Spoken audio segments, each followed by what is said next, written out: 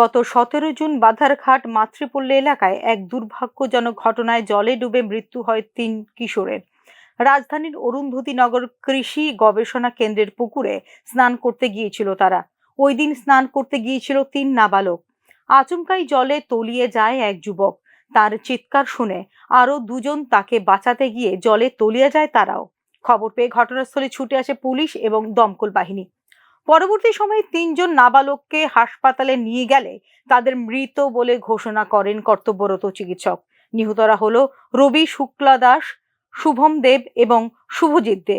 এদের প্রত্যেকের বয়স 15 থেকে 17 বছরের মধ্যে।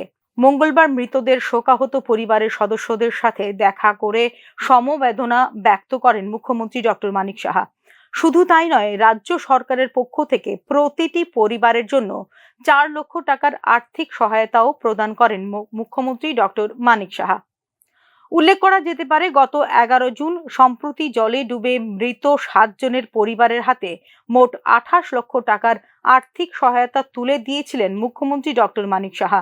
সাম্প্রতিককালে দুর্ভাগ্যজনকভাবে জলে ডুবে যাদের প্রাণহানি হয়েছে এরা হলো সিদাই থানাধীন রামসাধুপাড়া এলাকার পিয়ালি দেববর্মা এবং প্রিয়াঙ্কা দেববর্মা, জিরানিয়া জয়নগর এলাকার মহেন্দ্র সিং, মান্দাইপাড়া এলাকার তন্ময় দেবনাথ, উজান অভয়নগর এলাকার লিটন সাহা, মজলিশপুর ব্রজনগরের প্রসেনজিৎ দেবনাথ এবং প্রতাপগড় এলাকার অঙ্কুশ ঋষি দাস।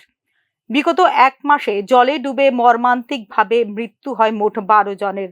এক্ষেত্রে প্রতিটি পরিবার পিছু এককালীন 4 লক্ষ টাকার আর্থিক সহায়তা প্রদান করেছে রাজ্য সরকার। এক্ষেত্রে শুধুমাত্র আর্থিক সহায়তা প্রদানই নয়, প্রতিটি ঘটনার পূর্ণ তদন্ত করেছে রাজ্য সরকার। ব্যুরো রিপোর্ট, নিউজ নাও।